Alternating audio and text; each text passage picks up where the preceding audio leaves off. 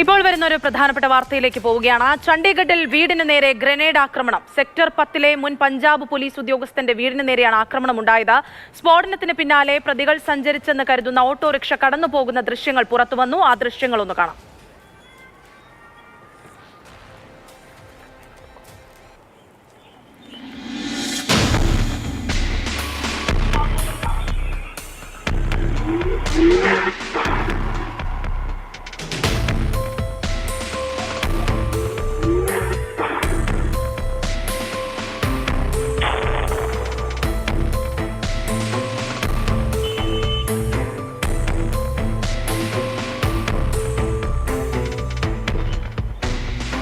അർജുൻ പീതാംബരനുണ്ട് വിശദാംശങ്ങളുമായി. അർജുൻ, ഇങ്ങനെ ഒരു പഞ്ചാബിലെ മുൻ പോലീസ് ഉദ്യോഗസ്ഥന്റെ വീടിന് നേരെയാണ് ഈ ആക്രമണം ഉണ്ടായിരിക്കുന്നത്.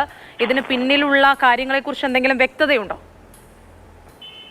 അനുഷ്ഠ, ഇന്ന് വൈകിട്ട് 6:15 കൂടിയാണ് ഈ ഗ്രനേഡ് ആക്രമണം വീടിന് നേരെ ഉണ്ടായിരിക്കുന്നത്. ഈ വീട്ടുടമസ്ഥൻ, അതായത് റിട്ടയർഡ് പോലീസ് ഉദ്യോഗസ്ഥൻ, പഞ്ചാബിലെ റിട്ടയർഡ് പോലീസ് ഉദ്യോഗസ്ഥനെ ഭയപ്പെടുത്താൻ വേണ്ടിയിട്ടുള്ള ഒരു ശ്രമമായിരുന്നു ഇത് എന്നുള്ളതാണ് നിലവിൽ അന്വേഷണ സംഘത്തിന്റെ ഒരു നിഗമനം എന്ന് പറയുന്നത്. 3 പേരടങ്ങിയതാണ് ഈ അക്രമി സംഘം.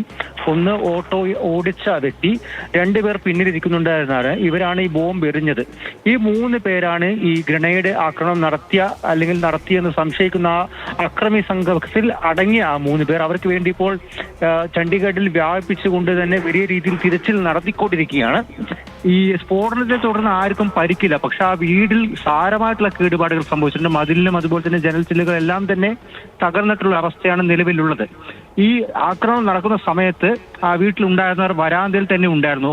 ഈ ഗ്രനേഡ് അവർക്ക് അടുത്തുപോയി വീഴാതിരുന്നതായിരിക്കാം ഒരു പക്ഷേ വലിയ അപകടത്തിൽ നിന്ന് മുഴുവായത്. ആ തൊട്ടടുത്തുള്ള മതിലിൽ തന്നെ തട്ടി ഇത് ഈ ഗ്രനേഡ് പൊട്ടുകയായിരുന്നു. അങ്ങനെ മതിലിനും അതുപോലെ തന്നെ വീടിന്റെ ജനൽച്ചില്ലകൾക്കെല്ലാം തന്നെ ഒരു കേടുപാടുകൾ സംഭവിച്ചിരിക്കുന്നത്. ഈ അക്രമി സംഘത്തെ റിട്ടയർഡ് പോലീസ് ഉദ്യോഗസ്ഥൻ കണ്ടിട്ടുണ്ട്.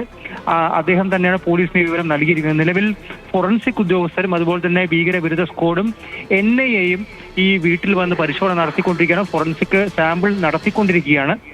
CCTV കേന്ദ്രീകരിച്ച് തന്നെയാണ് ഇപ്പോൾ അന്വേഷണം നടത്തിക്കൊണ്ടിരിക്കുന്നത്. എന്തായാലും ചണ്ഡീഗഡിൽ വലിയ രീതിയിൽ ജാഗ്രതയുണ്ട് ഈ ആക്രമണം ഉണ്ടായതിന് പിന്നിൽ. അതിൽ നിലവിലുള്ളൊരു സംശയം എന്ന് പറയുന്നത്, നിഗമനം എന്ന് പറയുന്നത്, ഈ വീട്ടുടമയെ റിട്ടയർഡ് പോലീസ് ഉദ്യോഗസ്ഥനെ ഭയപ്പെടുത്താൻ വേണ്ടിയിട്ടുള്ള ഒരു ശ്രമമായിരുന്നു ഈ ആക്രമണം എന്നുള്ളതാണ്. അതിനപ്പുറത്തേക്ക് എന്തെങ്കിലും കാരണമുണ്ടോ, ഭീകരാക്രമണമാണോ എന്നുള്ള കാര്യത്തിലടക്കം പരിശോധന നടക്കുന്നു.